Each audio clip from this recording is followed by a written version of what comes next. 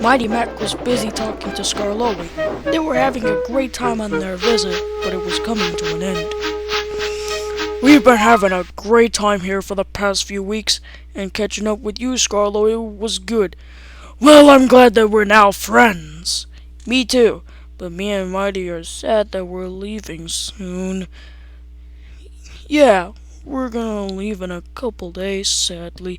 Good riddance! I never liked you too anyway. Mighty Mac, I have a question for you. Do you ever feel weird about your design? Well, now that you mention it. Hey Victor, I have a question for you. Why do you still hate them? Because they're a bunch of a dumb. Anyway, I just remembered we have to take a freight train. Okay.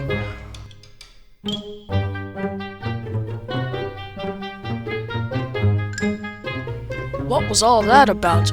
I have no idea, but I hope Victor can forgive us. Yeah, right.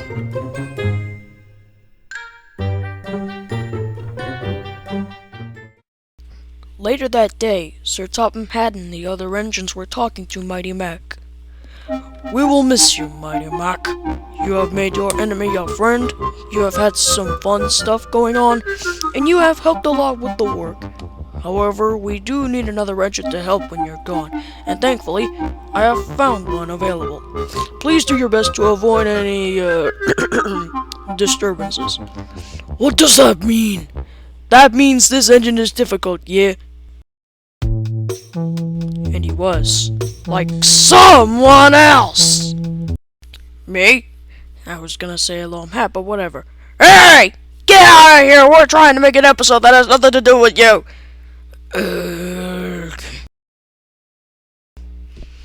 Now, on with the scene. Not bad. I've seen worse. Hey! At least you're all clean. Well, that's the nicest thing I've heard all day. No offense, but Sir Topham Hatt should get you all modified to work like me. It only takes me 1 ounce of water and coal before my tanks are full. That doesn't even make sense! Well, maybe it would make sense when people have to wait on you all for hours before your tanks are full and you're ready to roll. And that's the worst thing I've heard all day. The engines were furious. Hey, what's you have to talk to us like that? Next day, they had a meeting at the turntable. TV executives are evil. Disgraceful. Disgusting, yeah? Despicable.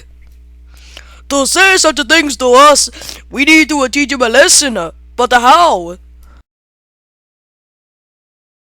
Their chance came sooner than expected. How so? Freddy's tanks were literally filled in just seconds. Still doesn't make any sense, rolls eyes. And the inspector was watching the driver make his preparations. Suddenly, the wind tugged at the inspector's hat. I know! My bald spot! Bald! Bald! Bald! Bald! Bald! Bald! My eyes! Why couldn't I get a wig? Freddy was ready. Ooh, that rhymed. Look at me, Mighty Mac and Rusty! Now I'll show you something. He then moved proudly to his coaches. Then, it happened.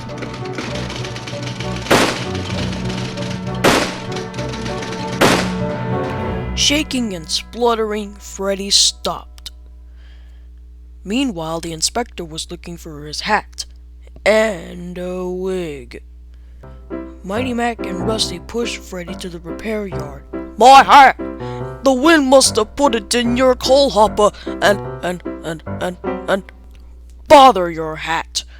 You've got a wig now, so forget about that piece of junk. The heavy train's due out. You'll have to take it, Rusty. Mighty Mac, will you help, please? Thank you, sir. We'd like a good long run on our last day. The engines were soon ready. James will take over from the transfer yard, so get the train to there. Good luck. Don't worry, sir. We'll get there, and be early, too.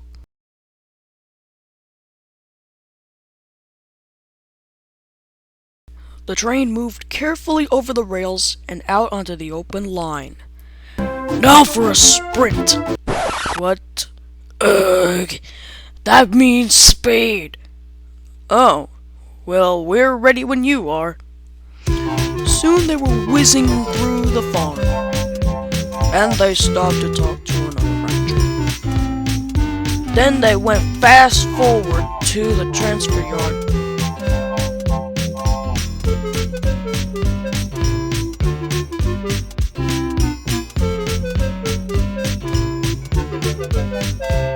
Hello, you're early. That's very good to beat that Freddy jerk. You don't even know him. Yeah, I do. Whatever. Anyways, Victor says he has a pain in his boiler and is sulking at the repair yard. Serves him right for saying we don't have fuel sources skills. Yeah, whatever. Next day, everyone came to say goodbye to Mighty Mac. Come back and see us soon! Oh, you know we never will. What? Nothing. Then they were pulled away. Oh, and Freddy? He slipped out when no one was looking, considering that everyone forgot about him when Mighty Mac left. But he left two things behind. Like a rather bad attitude and a horrible hat.